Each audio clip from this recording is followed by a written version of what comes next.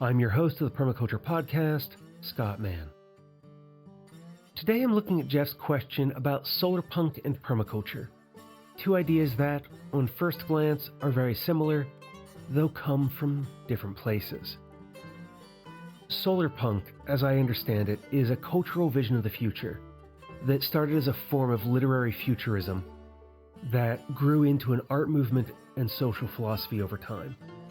It's optimistic and hopeful, envisioning sustainability through a future powered by renewable energy, where humanity lives in harmony with nature, with community cooperation, and ongoing ingenuity. At its core, solarpunk is about possibility, what the world could look like if we chose a regenerative future over an extractive one. Permaculture, by contrast, is a design framework that's grounded in real-world practice.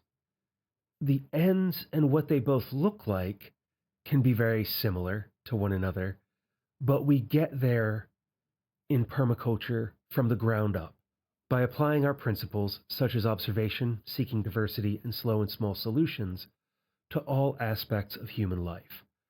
Though there's a vision involved, it's about building up a better world, one site, one life, one community at a time, through our body of practitioners. The overlap between the two, though, is significant and can be drawn upon to build one and the other. They both emphasize regenerative systems, local resilience, and a shift away from a dependence on oil and its fossil fuel derivatives. A solarpunk community filled with food forests, passive solar buildings, and shared resources would likely rely on permaculture principles to be implemented and to function for generations to come. In a way, permaculture is a toolkit to create the vision we find in a solarpunk narrative.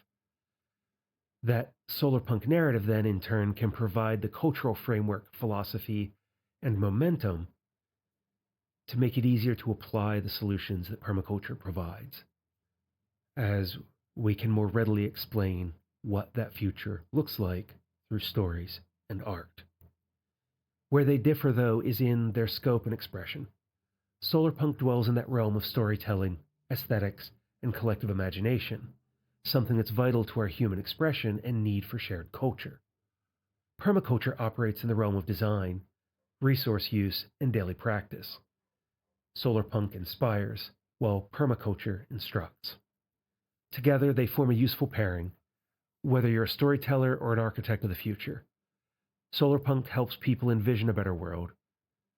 Permaculture offers the real-world, on-the-ground methods to creating that better world, right now, every day.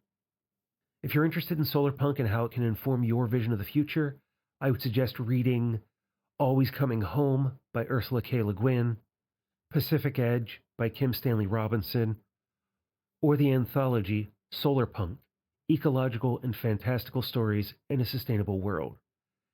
If you'd like to learn more about permaculture, well, this is the Permaculture Podcast. You can find a ton of ideas in the archives of the show, including more short episodes like this, as well as longer extended interviews with practitioners working on just about any problem you might be able to imagine from all over the world. If you have specific questions, reach out and let me know, and I can answer them on air. Call or text 717-827-6266. Email show@thepermaculturepodcast.com. Until the next time, spend each day creating your vision of a better world while taking care of Earth, yourself, and each other.